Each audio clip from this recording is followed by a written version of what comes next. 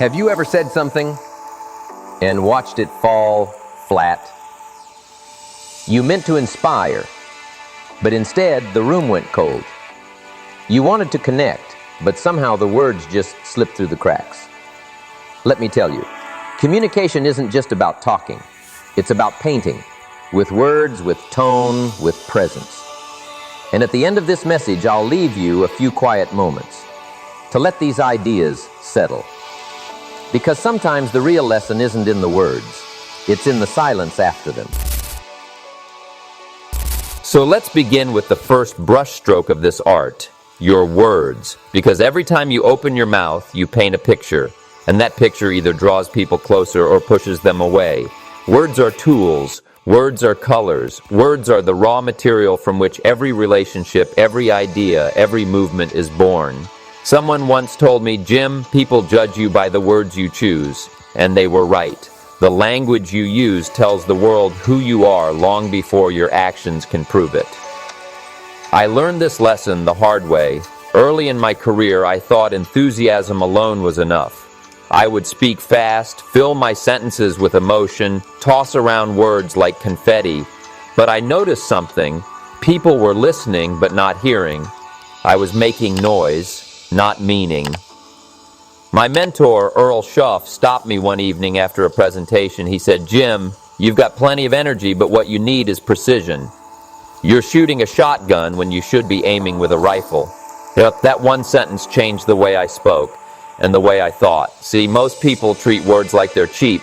They throw them around carelessly, not realizing that every word plants a seed in their own mind and in the minds of others. And seeds grow. They grow into attitudes, expectations, realities. When you say, I can't, you're watering the weeds of doubt. When you say, I will, you're planting the roots of possibility. The question is, which garden are you tending?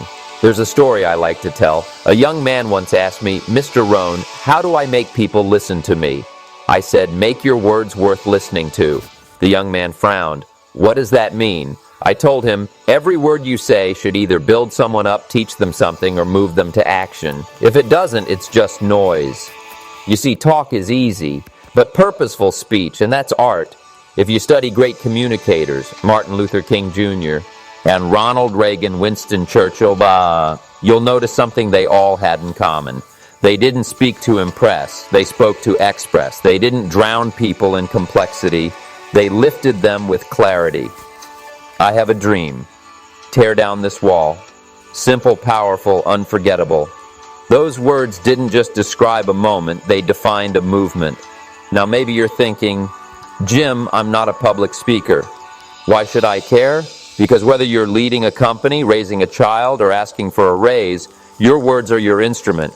The sharper they are, the cleaner your music. You can't build influence on sloppy speech. You can't lead with vague language. Words reveal the structure of your thinking, and if your thinking is confused, your communication will be too.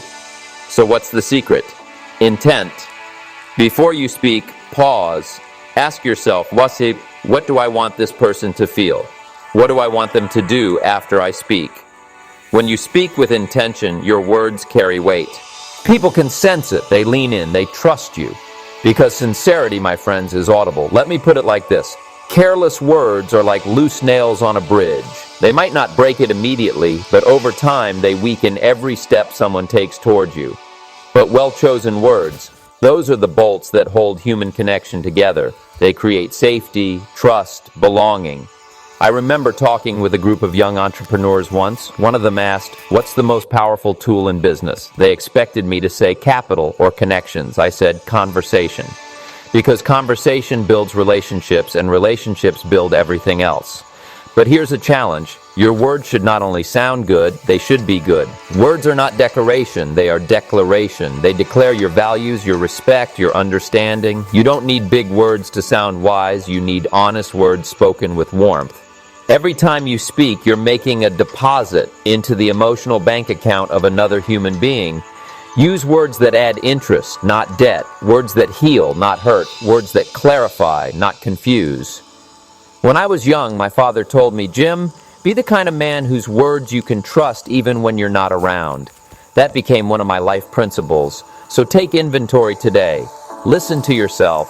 What kind of words do you use when you're tired, angry, uncertain? Those are the real ones. Are they building or breaking? Because your world will eventually mirror your words. And here's the paradox. The more power you gain through words, the quieter you'll become. Because the best communicators aren't always the loudest, they're the clearest. They've learned that sometimes the pause between the words says more than the sentence itself. Let this be your first step in mastering communication. Respect the paintbrush. Choose your colors with care, because one phrase can open a door or close it forever. Now take a breath and imagine the next time you speak, every word carries intention, purpose, and kindness. That's the first brushstroke in the art of connection.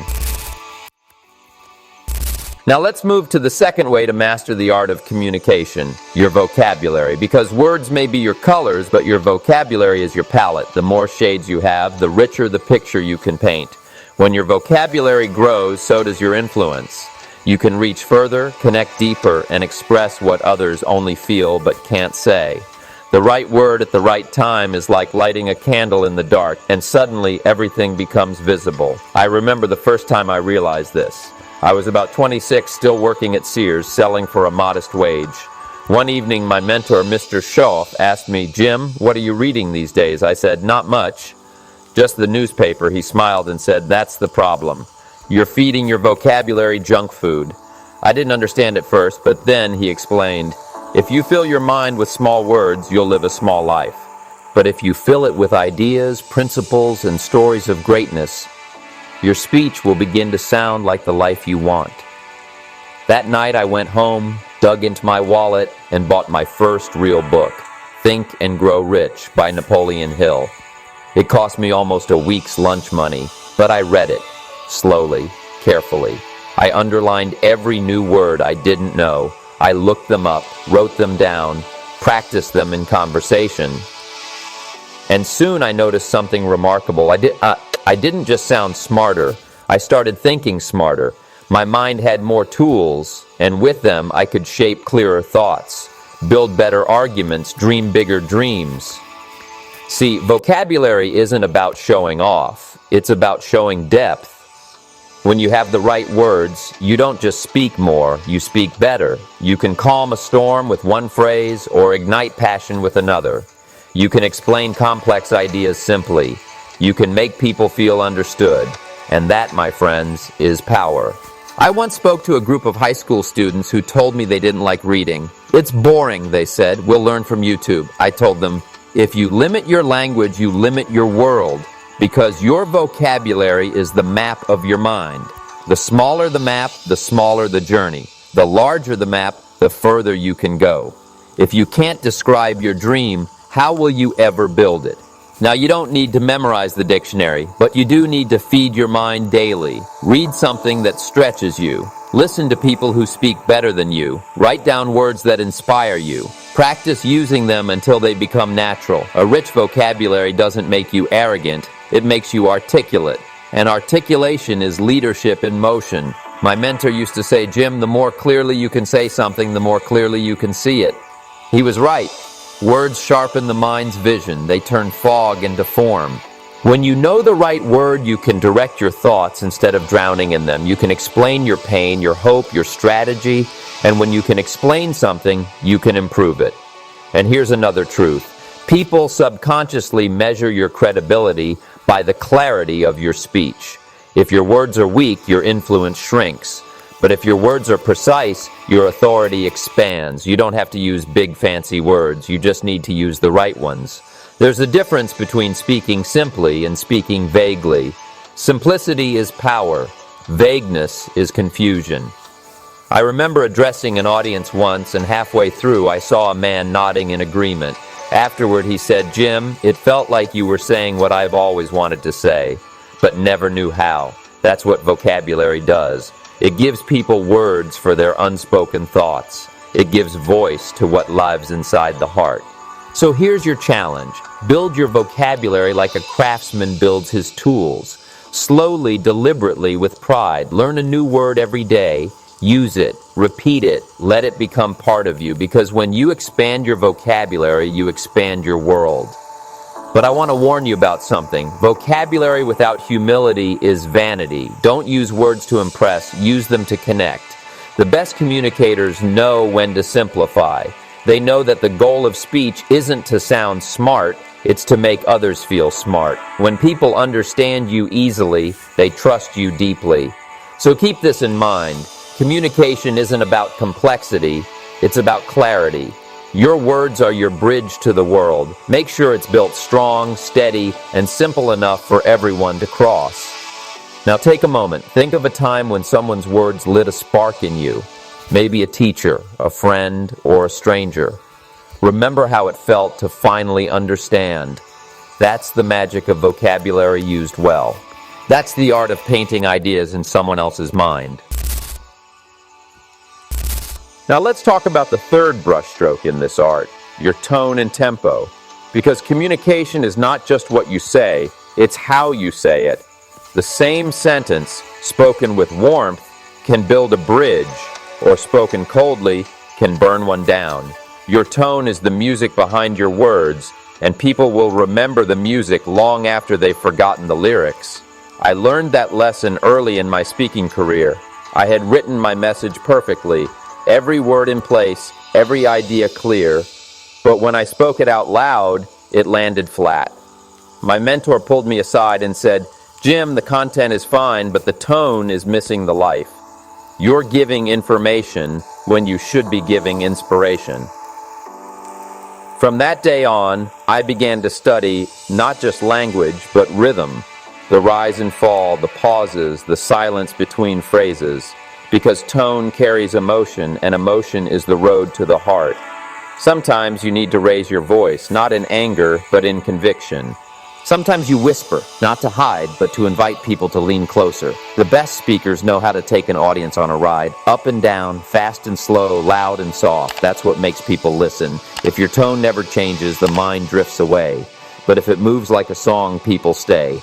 And then there's tempo. Some of the most powerful words in history were spoken slowly. Dr. King didn't rush through, "I have a dream." He gave every syllable space to breathe. Great communicators use pace the way painters use light, to draw attention to what matters. When you speak too fast, people hear your words but miss your meaning. When you slow down, your message sinks in. So here's a little secret I've learned. If you want people to feel your message, don't just deliver it, live it as you speak. Let your voice carry the truth of your conviction. The human ear can detect sincerity, it can sense passion. Even over a microphone, even through a screen, your tone tells the truth about your heart. And when you speak from the heart, something beautiful happens. People lower their defenses. They stop judging, stop resisting, and start listening, because emotion connects before logic convinces. So practice your tone, record yourself, listen back. Are you rushing? Are you flat? Or are you allowing your voice to breathe? When your tone becomes authentic, while not dramatic but real, your message gains gravity. It's not about performing, it's about feeling. Think of it like this. Your tone is the handshake of your spirit. It tells people who you are before your words do. Speak too harshly and they'll pull away. Speak too softly and they'll never hear the truth. But speak with warmth, balance, and rhythm, and they'll follow you anywhere. And remember, communication is not a monologue, it's a melody. Let your tone sing, let your pace dance, and let your words find their rhythm. Because in the music of your voice lies the magic of connection. Now let's move to the fourth key in mastering communication, emotion. Because if your words are the vehicle, emotion is the fuel. Without it, you may speak clearly, but you won't touch anyone's heart. People don't just remember what you said, they remember how you made them feel. And feeling is the bridge between ideas and action. I'll never forget one night early in my speaking career. I had just finished a long presentation for a small audience in Phoenix. The content was solid, but when I looked around, I saw polite smiles, not moved faces. Later, a friend came up to me and said, "Jim, you spoke to their minds, but not their hearts." That hit me, because I knew it was true. I was delivering information, not transformation. And from that moment on, I made a vow. Never again would I speak from paper alone. I'd speak from the pulse. See, emotion isn't weakness, it's life. It's the evidence that you care. Too many people believe professionalism means suppressing emotion and staying calm, detached, distant. But real communication requires humanity. If you don't feel it, they won't feel it. And there's a big difference between emotional control and emotional absence. Control means you steer your emotions. Absence means you've lost the spark that makes people trust you. There's a rhythm to emotion, just like to speech. You don't want to overflow so much that people can't follow you, but you also can't be so guarded that nothing comes through. I've learned to let my emotion breathe through my pauses, through the way I look at someone when I say something that matters. A single genuine smile or tear will communicate more than 1,000 perfect sentences. When you share something personal, something real, you give permission for others to do the same. I remember once talking about the day my father passed away, how it changed the way I viewed time and gratitude. I wasn't trying to be poetic, I was simply telling the truth. And in that room of hundreds, you could hear silence so deep it had sound. People weren't listening with their ears anymore. They were listening with their hearts. That's the moment I learned the power of authenticity. Authenticity, that's the secret ingredient. Emotion without authenticity is manipulation, but emotion with truth is transformation. When you express genuine feeling, joy, regret, passion, hope, it creates resonance. The listener says he's not just speaking, he's feeling this. And that's when connection happens. But here's something to keep in mind. Emotion is contagious. If you're angry, your anger spreads. If you're hopeful, your hope spreads. If you speak with peace, peace enters the room. That's why I often say, before you open your mouth, check your heart. Because your heart broadcasts louder than your voice ever can. You see, when I was a young man, I often confused being emotional with being convincing. I thought if I spoke louder, gestured more, maybe people would believe me. But over time, I learned that true emotion doesn't have to shout. Real passion doesn't perform, it simply is. It lives in your tone, your presence, your silence. Sometimes when you truly believe in what you're saying, your voice will tremble. That's not weakness, that's honesty. The great philosopher Emerson once said, "Nothing great was ever achieved without enthusiasm." I'd add, nothing meaningful was ever communicated without emotion. So don't be afraid to let people see your heart when you speak. Tell them what moved you, what challenged you, what changed you. Let your story breathe. Because people will forget your clever phrases, but they'll remember the moment they felt something real. And remember this, emotion doesn't always mean energy. Sometimes the most powerful emotion is calm, a quiet conviction, a peaceful certainty, a gentle confidence that says, "I mean this." When you master that balance, you no longer just communicate enough, you connect. So as you move forward, ask yourself, when I speak, do I transfer information or emotion? Because one will fill the mind, but the other will move the soul. And when the soul moves, transformation begins. That's the real art of communication. Not to impress, but to express. Not to perform, but to connect. Now take a deep breath and imagine the next conversation you have. What if every word you spoke carried a little more heart, a little more truth, a little more life?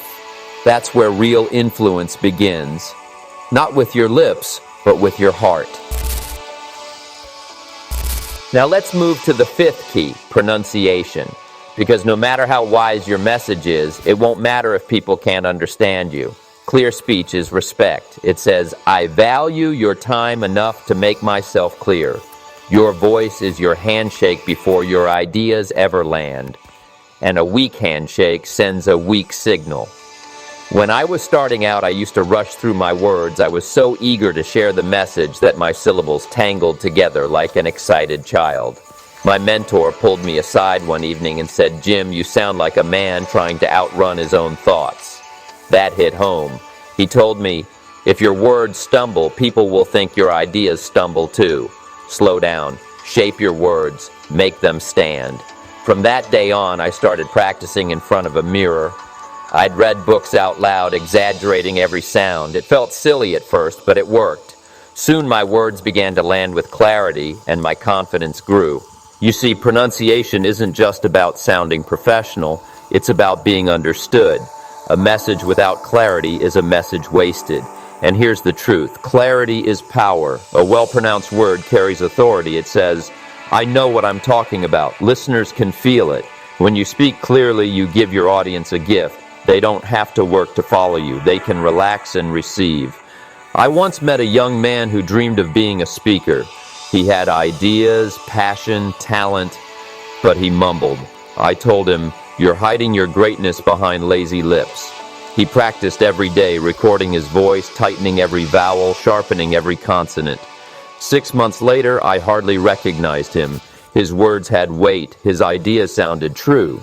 Because when your delivery becomes precise, your message becomes believable. So slow down. Open your mouth when you speak. Shape your thoughts into clear sounds. Don't let your words collide in a hurry. Remember, you're not racing your message, you're revealing it. When you speak clearly, you lead people through your thoughts step by step, not chase them through confusion. Pronunciation, like good manners, shows discipline. It shows care. And discipline, my friends, always builds trust. So here's my challenge. Speak as if your words are gold coins. Spend them carefully, one at a time, so each one counts.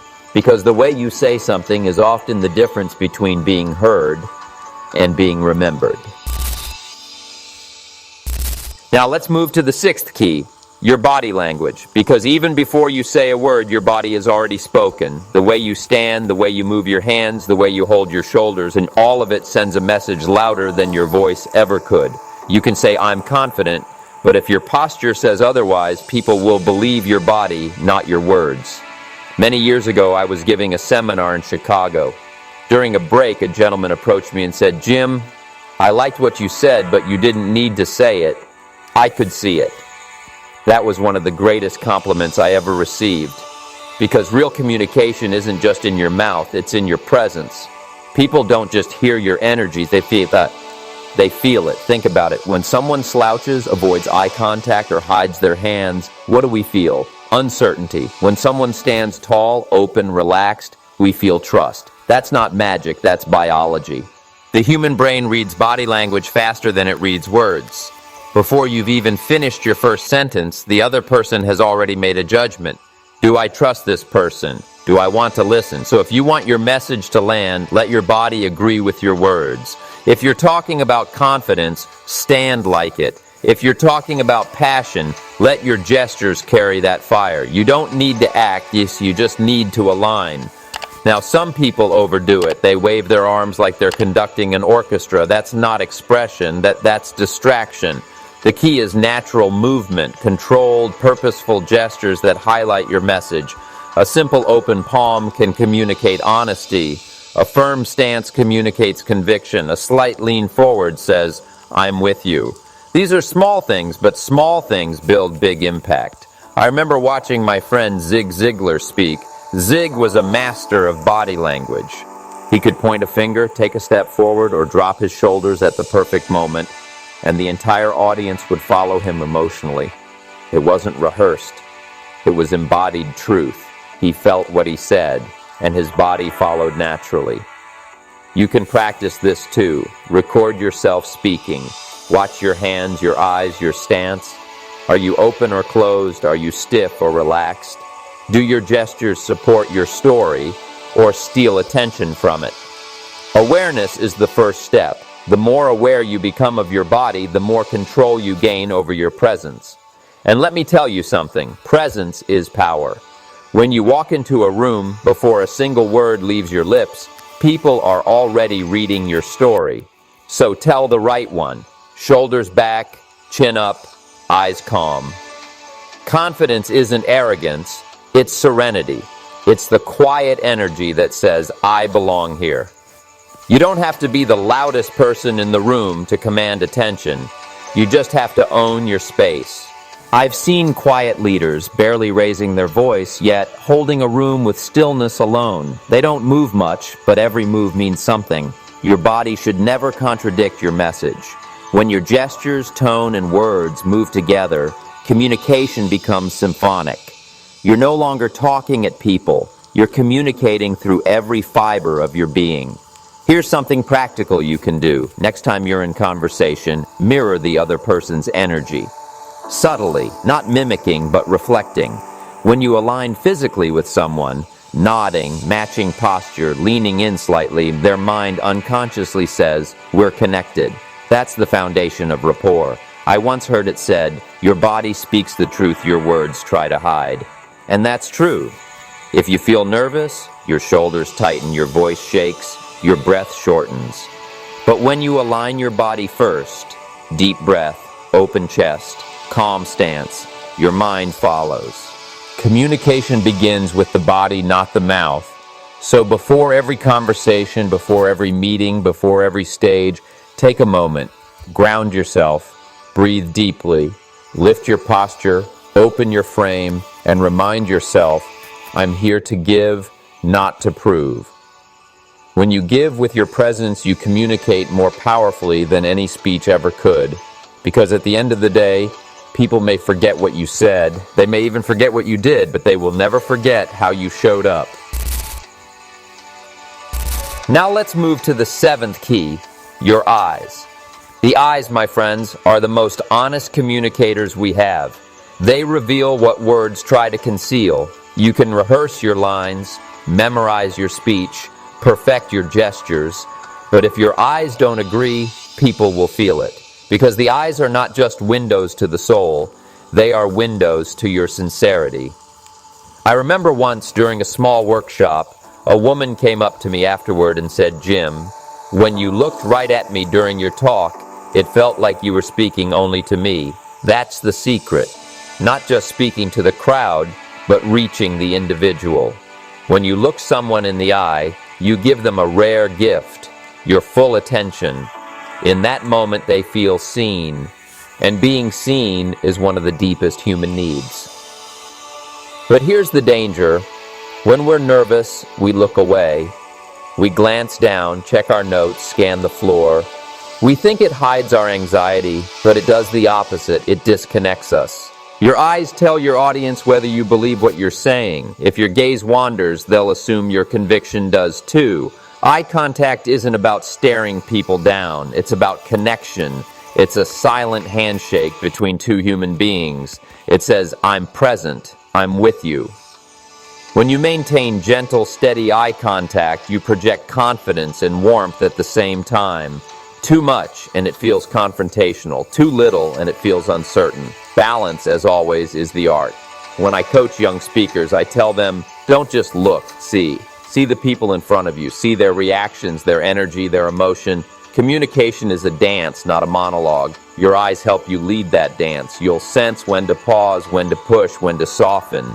And even in everyday life, the principle holds. Whether you're speaking to your spouse, your team, or a stranger, look at them. Don't glance past them. Real connection happens when your eyes say, "You matter." And one of the greatest skills you can ever learn is to listen with your eyes. It means being fully present, not planning your response, not checking your phone, not drifting away. It means communicating, even in silence, that you care. Because long before people believe your words, they believe your eyes.